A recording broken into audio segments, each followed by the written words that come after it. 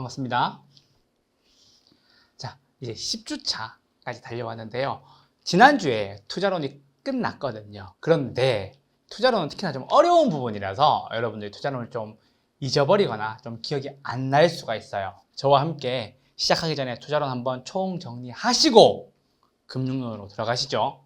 출발합니다. 자, 투자론 총정리입니다. 투자론 첫 번째는요, 여러분. 첫 번째는 투자론에 뭐가 나왔냐면요. 투자론에서의 위험과 수익이 나왔어요. 위험과 수익에서요. 투자의 위험은 총 몇 가지? 5가지로 나뉘어졌죠. 그래서 투자론의 위험은 사, 금, 법, 인, 유라고 5가지로 나뉘어졌고요.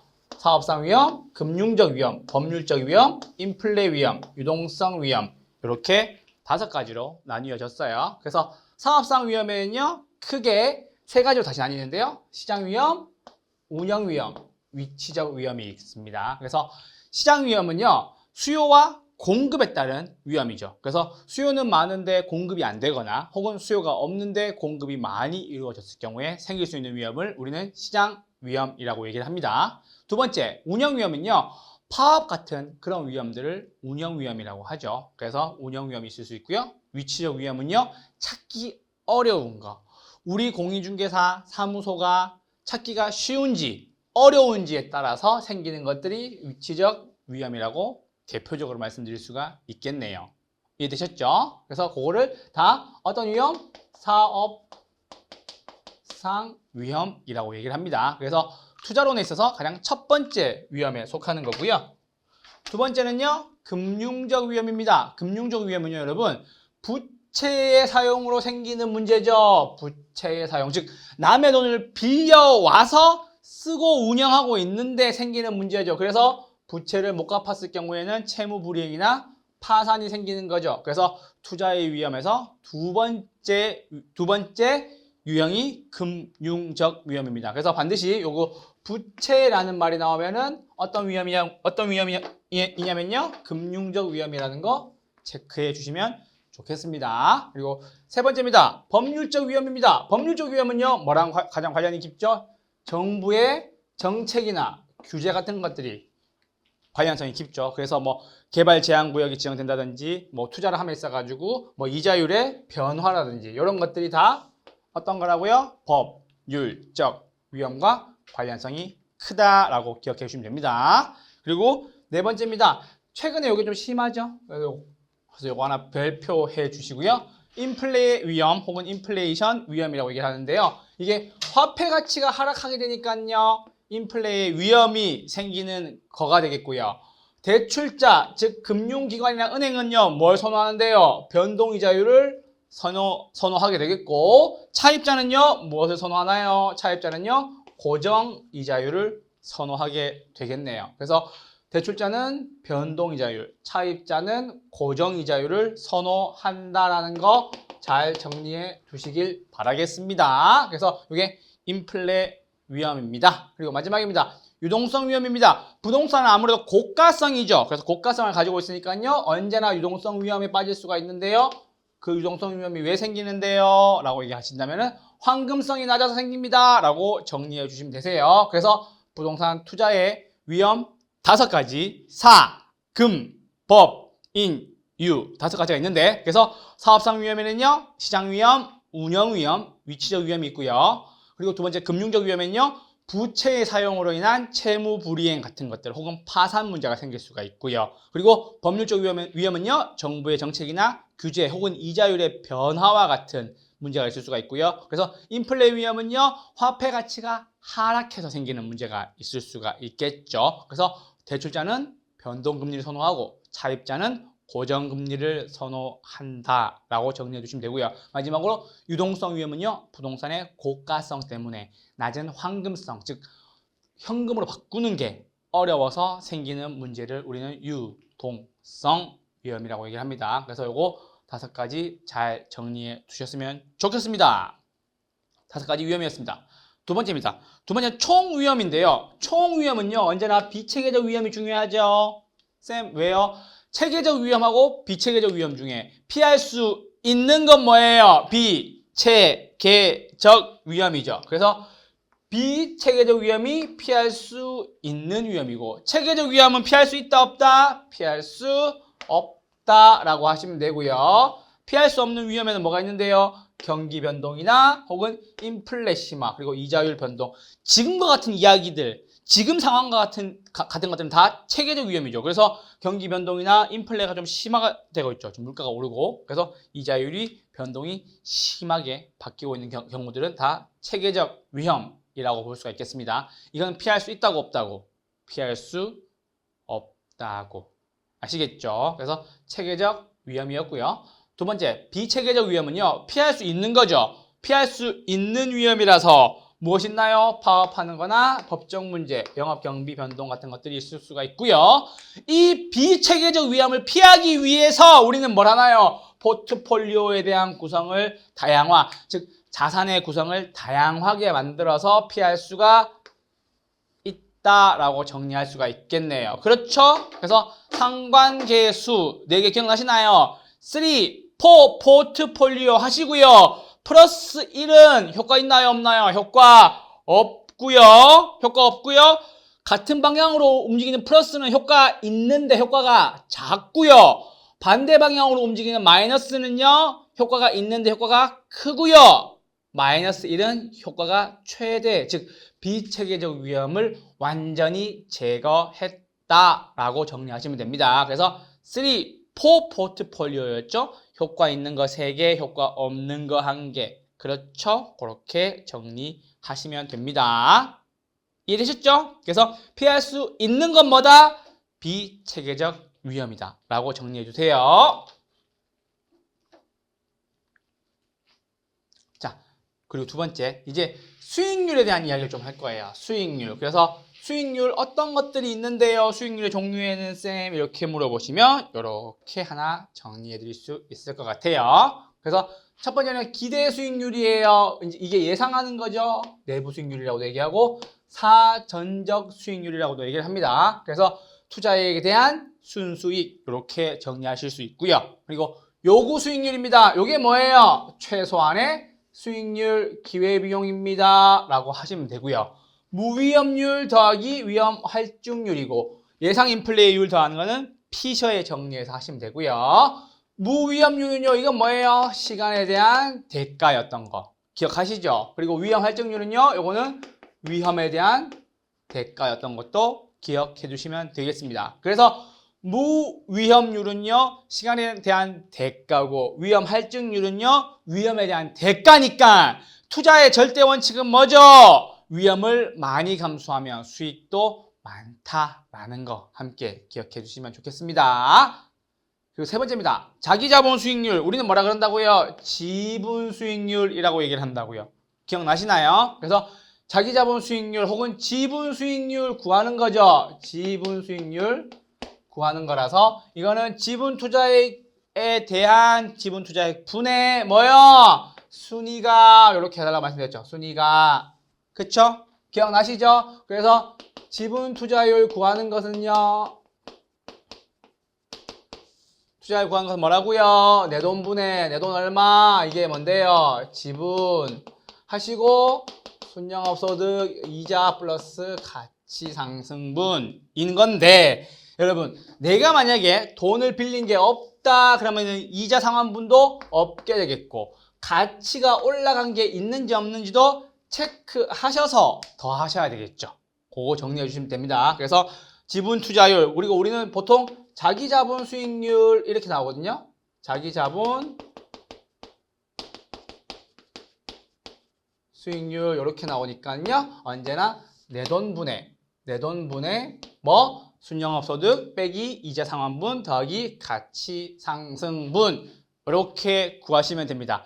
이해되셨죠? 그래서 자기자본 수익률이었습니다. 총자본 수익률은요. 전체 투자에 대한 수익률이고요. 총투자액분의 순영업 소득이고요. 저당 수익률이에요. 저당 수익률. 저당이 뭔데요? 금리나 이자율을 저당 수익률이라고 얘기를 합니다. 그래서 우리는 요거 세 가지 지분 수익률, 총 자본 수익률, 저당 수익률, 지분 수익률, 총 자본 수익률, 저당 수익률 요거 세 가지 크기 비교했던 거 기억나시나요? 크기 비교했던 거. 그래서 정의 지렛대와 부의 지렛대가 이루어지는 거 그 다음 페이지에 준비되어 있죠. 네. 그래서 요거 지분 수익률과 총자본 수익률 그리고 저당 수익률 크기 비교에 따라서 수익이 나고 정의 지렛대 효과가 생긴다라는 거죠. 그래서 지렛대가 뭐예요? 이게 레버리지라고 얘기를 하죠. 그래서 부채를 가지고 와서 자기 자본의 수익률을 변동성을 크게 만드는 거를 우리는 지렛대 효과 혹은 뭐라 그런다고요? 레버리지 효과라고 얘기를 하는데 이 레버리지 효과에서 정의 지렛대 즉 수익이 나게 되는 정의 지렛대는요 뭐가 커야 된다고요? 지분 수익률이 제일 커야 된다라고 정리하시면 되고요. 두 번째 부의 지렛대가 생기려면요 뭐가 제일 커야 된다고요? 저당 수익률이 제일 커야 된다고요. 그래서 이 상황에서 즉 부의 지렛대에서 정의 지렛대로 바꿀 수 있는 단 한 가지 방법을 제가 뭐라고 말씀드렸어요? 이자율이 하락하게 되면 된다라는 거죠. 그게 뭔데요? 이 저당 수익률이 떨어지면 된다는 거죠. 그래서 부의 지렛대에서 정의 지렛대로 바뀔 수 있는 단 한 가지 방법은요. 이자율의 하락이다 라고까지 정리해 주시면 되겠습니다. 그래서 중립적 지렛대는요. 지분, 총자본, 저당이 다 같은 것을 우리는 중립적 지렛대라고 얘기를 한다는 거죠. 그래서 정의 지렛대와 부의 지렛대 그리고 중립적 지렛대였습니다. 자, 세 번째입니다. 이제 포트폴리오 이론이에요. 포트폴리오 이론 방금 했죠? 그래서 포트폴리오 이론은요 언제나 중요하지만 이렇게 표 하나로 정리를 해뒀고요. 포트폴리오 이론은요 비체계적 위험을 제거하는 거 이게 포인트죠. 비체계적 위험을 제거하는 거 이게 가장 중요한 포인트고요. 안정된 결합 현익을 취득할 수 있도록 하기 위한 자산 배합 혹은 관리 방식이다라는 게 포트폴리오였어요. 그래서 포트폴리오는요 항상 뭐가 제일 중요하다고요? 상관계수가 중요하다고요. 물론 요 밑에 다 중요하긴 합니다. 상관계수가 다 중요하죠. 그래서 4 포트폴리오죠. 플러스 1 효과 있다고요? 없다고요? 효과 없다고요. 나머지 3개가 효과가 있는데 효과가 있죠? 효과가 있는데 요걸 플러스 방향, 같은 방향으로 움직이는 건 효과가 작고요. 마이너스로 움직이는 방향, 요거 반대로 움직이는 방향은요. 효과가 있지만 효과가 상대적으로 크고요. 마이너스 1인 거는요. 효과가 최대다. 효과가 최대란 말은 무슨 말이라고요? 비체계적 위험이 완전히 제거됐다라고 정의해 주시면 되겠습니다. 이해되셨죠? 오케이. 자, 그리고 효율적 전선과 무차별 곡선 요건데요. 효율적 전선, 무차별 곡선 요건데요. 수익과 위험이라는 측면에서 요게 뭐예요? 효율적 전선이었던 거고요. 이해되셨나요? 효율적 전선이었던 거고 요게 무차별 곡선이 뭐예요? 무차별 곡선이 위험에 대한 태도, 투자자들의 태도였죠. 그래서 요게 무차별 곡선이었고 밑에 있는 게 위험과 수익이 둘 다 적으니까는 이게 보수적 투자자였고 그쵸 여러분? 보수 투자자였고 기울기가 어떻게 됐다고요? 급하다라고 하시면 됩니다. 기울기가 뭐라고요? 기울기가 급한 보수적 투자자였고요. 얘는요. 공격적 투자자였고 기울기가 어떻다고요? 기울기가 완만했다라는 거 정리해 두시면 되겠습니다. 그래서 효율적 포트폴리오의 집합이 요거죠. 효율적 전선인 거죠. 그래서 위험과 수익은 비례관계, 위험과 수익은 비례관계다라고 정리하시면 되고요. 높은 수익을 얻기 위해서 어떻게 해야 한다고요? 높은 위험을 감수해야 됩니다. 그래서 그게 효율적 전선이었고요. 무차별 곡선은요. 요거 빨간색이죠? 무차별 곡선은요. 투자자들의 위험에 대한 태도를 얘기하는 거고요. 원래는 다 위험 혐오적이에요. 하지만 이 위험 혐오적 내에서도 누구? 보수적 투자자와 공격적 투자자가 갈리는데 보수적 투자자는요. 기울기가 급하다 혹은 가파르다 이렇게 정리할 수 있고요. 공격적 투자자는요. 기울기가 완만하다는 거죠. 왜냐하면 수익도 높고 위험도 높은 곳에 존재하는 공격적 투자자고요. 수익도 낮고 위험도 낮은 보호적 투자자는요. 밑에 존재하지만 기울기는 급한 기울기 그리고 공격 투자자는 완만한 기울기다 라고 정리될 수 있겠네요. 그리고 최적의 포트폴리오는요. 투자자들의 무차별 곡선과 효율적 프론티어의 접점에서 선택된다. 접점에서 선택된다 라고 정의를 해주셨으면 좋겠습니다. 그래서 여기까지가 포트폴리오 이론이었습니다. 자, 네 번째입니다. 화폐의 시간가치 공식 정리입니다. 화폐의 시간가치 공식 정리는요. 공식은 반드시 기억을 해 두셔야 되고요. 여러분들이 순현재 가치 일시불의 현가계수는요. 순현재 가치법에 가서 자주 쓰실 일이 있으시겠죠. 그래서 현재 가치는요. 일시불의 현가계수는요. 1 플러스 R의 N승분의 1이고요. 일시불의 내가계수는요. 1 플러스 R의 N승이라는 거 서로 무슨 관계다? 역수관계다 라는 것도 하나 정리해 두셨으면 좋겠고요. 두 번째, 연금의 현가계수 R분의 1 플러스 R의 마이너스 N승이고요. 저당 상수와 연금의 현가계수는요. 어떤 관계다? 서로 또 역수관계이다 라고 정리해 두시면 돼요. 그래서 여러분 연금이라는 말이 나오면요. 제가 늘 말씀드렸죠. 연금이라는 말이 나오고 연금이라는 말이 나오면요. 무조건 R분의 연금이라는 말이 나오면 무조건 R분의 이렇게 하시면 되세요. 아시겠죠? 그래서 연금의 현가라고 얘기하면 R분의 연금의 내가라고 얘기해도 R분의 연금의 현가는 R분의 1 플러스 R의 마이너스 N승이고 연금의 내가는요. R분의 1 플러스 R의 N승 마이너스 1이라는 거 공식 기억해 두셨으면 좋겠습니다. 공식 요거 잘 정리해 두셨으면 좋겠습니다. 한번 나온 적이 있어서 그래요. 공식 자체만으로도 물어본 적이 있었거든요.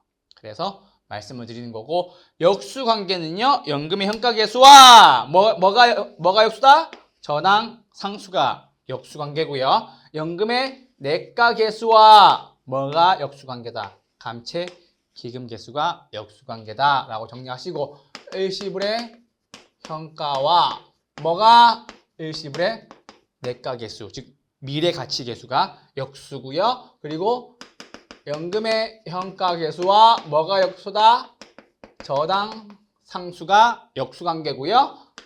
연금의 내가계수랑 뭐가 역수관계라고요? 감채 기금계수가 역수다 라고 정리해 주세요. 그래서 일시불의 현가, 일시불의 내가, 연내, 감기, 연금의 내가계수랑 감채 기금계수가 역수다 라는 거 정리해 두시면 되세요. 그리고 조금 있다가 승수법과 수익률법에서 나오는 네 가지 더 정리하시면은 앞에 세 가지 즉 화폐의 시간가치에 있는 세 가지 역수관계와 뒤에 승수법과 수익률법에 나오는 역수관계 네 가지 다 정리하시면 7가지 역수를 다 정리하실 수 있으시니까요. 참고하세요. 되셨죠? 그래서 현재 가치와 미래 가치 공식에 대한 정리였습니다. 역수관계도 반드시 잘 정리해 두세요.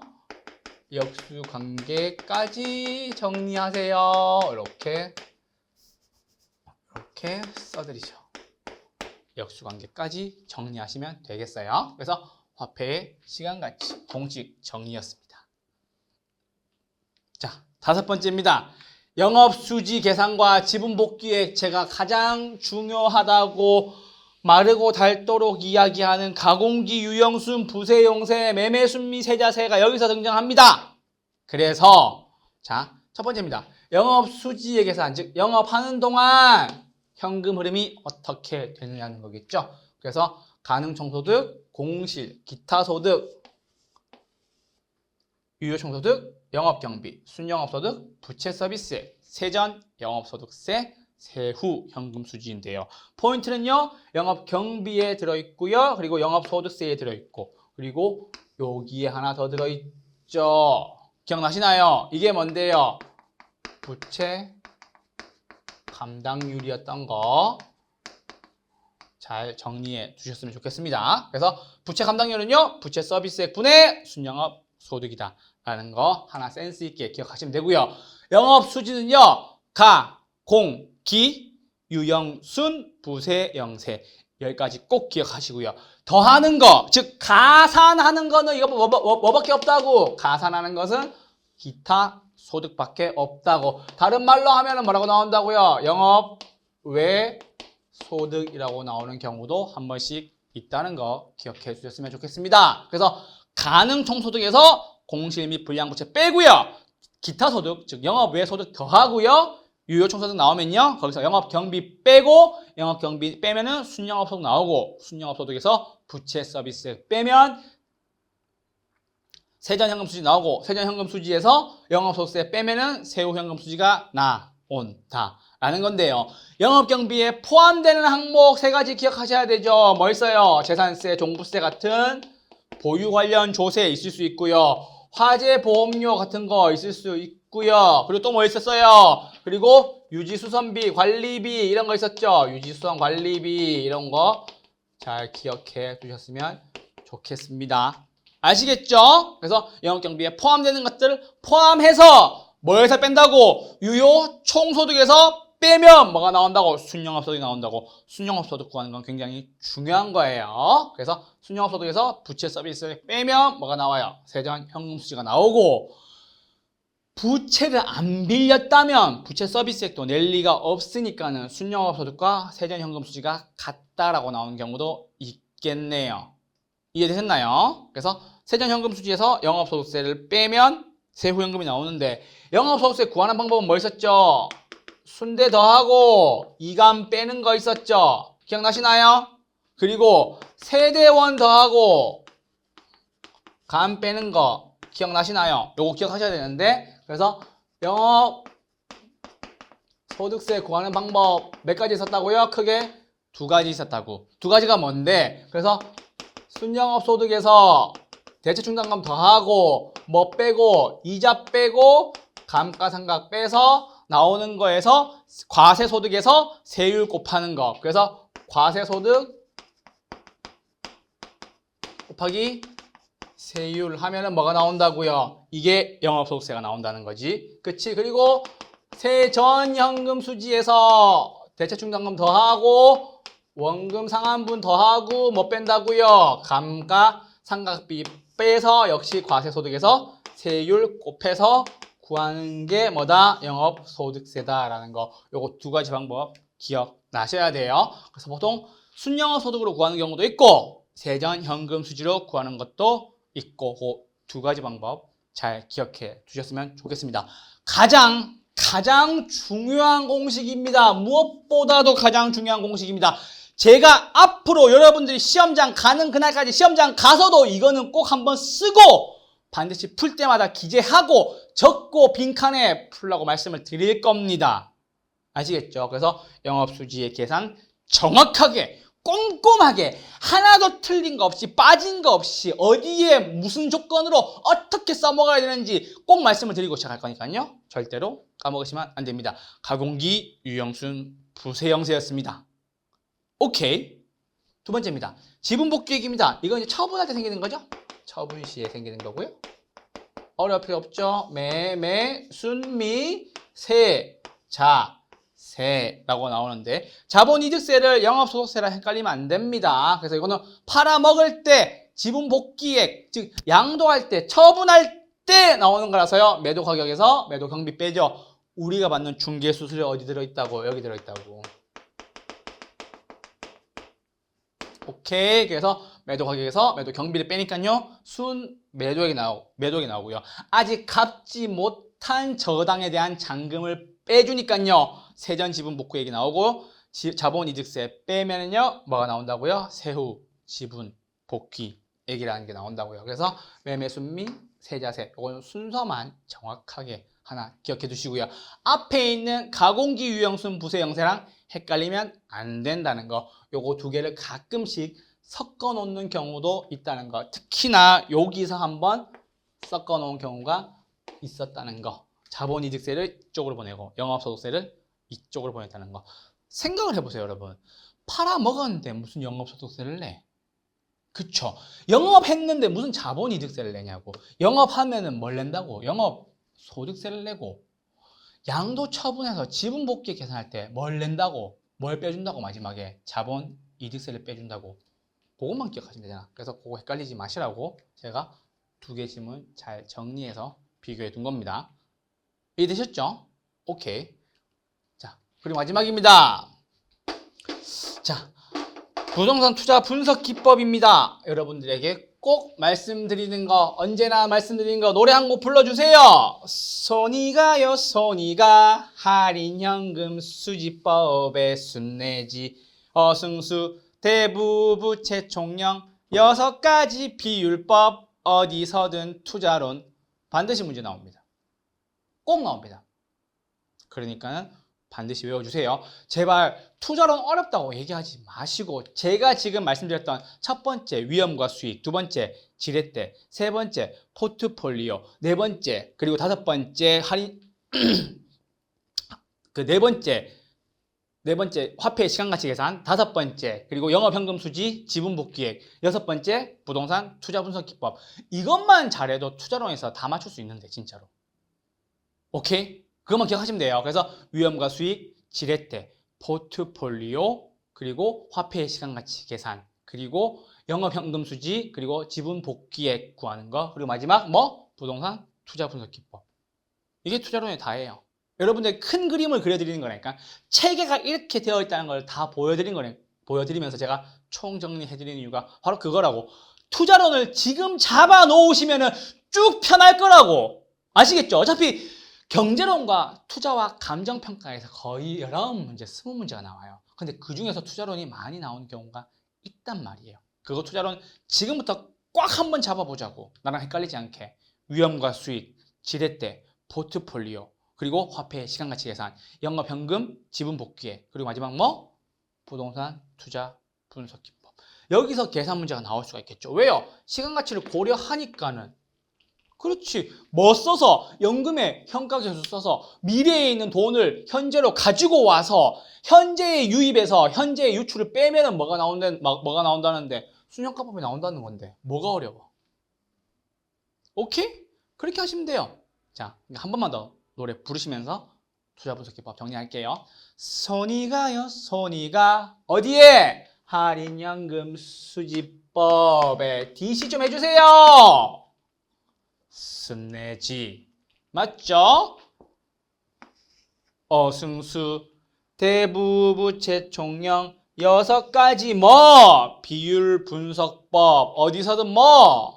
투자론 하시면 됩니다. 그래서 꼭 보이시면 노래 부르시고 정리하시고, 아, 이게 할인현금 수지법이구나. 3가지가 있구나. 뭐? 순, 내, 지. 순현가법, 내부수익률법, 그리고 뭐? 수익성 지수법이 있구나. 순현가법은요, 어떻게 구하는 건데요? 유입에서 유출을 빼서 구하는 거라고. 빼서 구하는 거라고. 그쵸? 순현가법. 그래서 요거는 가치 합산 부의 극대화도 이루어질 수 있으니까 가장 뭐라고요? 가장 우월한 방법이다 라고 정리도 했죠. 가장 우월한 방식이고요. 재투자율, 할인율로 뭐 쓴다고요? 요구 수익률 쓴다는 것도 정리해 드렸어요. 두 번째, 내부 수익률법입니다. 내부 수익률법은요, 유입과 유출을 같게 만드는 거죠. 같게 만드는 거니까는요, 순현가를 뭘로 만들고 0으로 만들고 수익성 지수를요 뭘로 만든다고요? 1로 만드는데, 얘는요 재할인율과 재투자율로 뭐 쓴다고요? 내부 수익률을 쓴다는 거 기억하셔야 돼요. 오케이. 그리고 마지막 수익성 지수법은요, 유입에서 유출을 어떻게 나누기 하는 거죠. 그래서 위에 뭐 유입이 올라가고 밑에 뭐 유출이 오겠네요. 그래서 유입 유출 하시면 되겠어요. 그래서 손이 가요, 손이 가. 할인연금 수지법의 순내지, 요거 3가지였습니다. 그래서 가장 우월한 순현가법이 좋고요. 요거 수익률 쓰고 내부 수익률 쓰고, 역시 요것도 다시 뭐 쓴다고요? 요구 수익률 쓴다고요. 재투자율이나 할인율로서 요구 수익률 쓴다는 것도 기억해 두세요. 얘만 내부 수익률 쓴다는 거. 얘가 뭔데요? 내부 수익률법이 내부 수익률 쓴다는 거. 순영가를 0으로, 수익성지수를 1로 같게 만드는 거니까 그렇게 정리하시면 됩니다. 그리고 두 번째입니다. 이제 비할인법이죠. 시간 가치를 고려해야 안 해요? 시간 가치 고려하지 않는다는 거지. 그러나 승수법하고 수익률법 그리고 대부부채 총령은요. 어디서 숫자를 가져와요? 앞에 있었던 영업현금 수지에서 계산해 놓은 거를 가지고 와서 구하는 거기 때문에 계산 문제화가 될 수가 있다고 말씀을 드렸던 거죠. 그래서 어림셈법은요. 뭐가 있다고요? 승수법과 수익률법이 있는데 총소득 승수죠. 그래서 승수법은요. 뭐분의 뭐?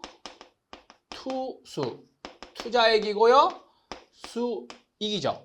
그래서 총은요. 뭐예요? 총이죠. 그래서 총소득분의 뭐? 총투자액이고 순소득 승수는요. 순영업소득분의 총투자액인 거고 세전현금 수지는요. 세전현금 수지분의 지분투자액이고 세후현금 수지 승수는요. 세후현금 수지분의 뭐? 지분투자액이라는 거. 세전, 세후는요. 총투자가 아니라 뭐라고요? 지분이라는 거 정리해 두셔야 되고요. 수익률법은요. 서로 역수관계죠. 총끼리 역수관계, 순종 역수관계, 세전 지분배당 역수, 세후 역수관계. 그래서 어림셈법이죠. 어림셈법은요. 총소득 승수랑 뭐랑 총자산 회전율이랑 역수고요. 맞죠? 총소득 승수랑 그리고 순소득 승수랑 뭐랑 종합 자본 환원율이랑 역수라는 거 기억하셔야 되고요. 세전은요 뭐랑 역수다? 지분 배당률이랑 역수고 세후는 뭐랑 역수다? 세후 수익률이랑 역수 관계이다 라는 거 잘 정리해 두셔야 돼요. 그래서 아까 제가 말씀드렸던 것처럼 아까 앞에 있었던 화폐의 시간가치 1현과 1내 즉 일시불의 현가와 일시불의 내가가 역수고 연금의 현가와 저당상수가 역수고 연금의 내가와 감채기인계수가 역수라는 것도 기억해 두시고 그리고 요 나머지 네 가지 역수관계 그쵸? 네 가지 역수관계도 잘 기억해 두셨으면 좋겠다는 거예요. 그래서 총소득 승수의 역수는요. 총자산 회전율이고요. 순소득 승수의 역수는요. 종합자본 환원율이고 세전 현금 수지 승수의 역수는요. 지분 배당률이고요. 세후 현금 수지 승수의 역수는요. 세후 수익률이라는 거. 총자산 회전율은요. 얘는 수익률법이 아니라 뭐죠? 얘는 비율 분석법에서 가져온 애라는 거죠. 왜요, 쌤? 역수관계를 설명하기 위해서 잠깐 빌려온 애라는 거죠. 그거 기억하시면 됩니다. 그래서 총소득 승수의 역수는 총, 순소득 승수의 역수는 종합자본 환원율, 세전의 역수는 지분 배당률, 세후의 역수는 세후 수익률이라는 거 기억해 두셨으면 좋겠습니다. 그리고 마지막 비율 분석법입니다. 비율 분석법은요. 대부 비율이죠. 대부 비율이니까요. 밑에 뭐요? 부동산의 가치분의 위에 분자에 뭐? 부채가 들어가는 거고요. 부채 비율은요. 내돈분의 위에 부채 들어간다는 거. 그래서 대부 비율과 부채 비율 간의 상관관계를 잘 기억하셨으면 좋겠습니다. 대부 비율이 증가하면요. 부채 비율은요. 급격히 증가한다는 것도 기억나시죠? 그거 정리해 주시면 되고요. 부채 감당률입니다. 아까 제가 영업현금 수지에서 부채 감당률을 갈랐던 적이 있었죠. 부채 서비스액 분의 뭐? 순 영업 소득이었던 거. 요거 기억나셔야 돼요. 그래서 부채 서비스액 분의 순영업 소득이라는 거. 요거 공식 하나 기억나셔야 돼요. 왜냐하면 영업현금 수지를 구하고 난 뒤에 부채 감당률을 구하라고 할 거거든. 그래서 부채 서비스액 분의 부채 서비스액에 대한 뭐? 순영업 소득이라는 거 기억하셨으면 좋겠고요. 채무불 이행률이죠. 채무불 이행률이니까 위에 뭐 들어가요? 돈 들어가는 거 2개. 영업 경비랑 부채 서비스액 들어가고 밑에 분모에 밑에 오는 거 뭐 온다고? 뭐 온다고? 총소득인데 뭐 무슨 총소득? 가능 총소득, 유효 총소득. 유효 총소득 온다는 거 반드시 기억하셔야 된다는 거 정리해 주세요. 유효 총소득이고 영업 경비 더하기 부채 서비스액이라는 거. 요거 기억해 두셨으면 좋겠습니다. 그래서 총자산 회전율은요. 아까 얘기했던 총소득 승수의 역수로서 존재하는 거죠. 그래서 총소득 승수가 총소득분의 총투자액이니까 총자산 회전율은요. 총투자액에 대한 총투자액의 분의 총소득이라는 거 기억하시면 되고요. 영업경비 비율도 함께 기억해 두시되 가능 총소득인지 유효 총소득인지 영업경비 비율도 구해 준다라는 거. 영업경비 비율에서 나타내 준다는 것도 기억해 주셨으면 좋겠습니다. 그래서 부동산 투자론 총정리를 저와 함께 해보셨는데요. 부동산 투자론 어떠셨어요? 좀 어려우셨나요? 어려울 거 없고 여러분들이 함께 저와 했던 6가지 큰 테마, 큰 줄기로 기억하시면서 공부하시면 되세요. 첫 번째, 위험과 수익. 두 번째, 지렛대. 세 번째, 포트폴리오. 네 번째, 화폐 시간 가치. 다섯 번째, 영업현금 수지와 지분 복귀액. 그리고 마지막 6번째 뭐예요? 부동산 투자 분석 기법. 그리고 마지막으로 노래 한 곡 부르시면서 1교시 마치도록 하시죠.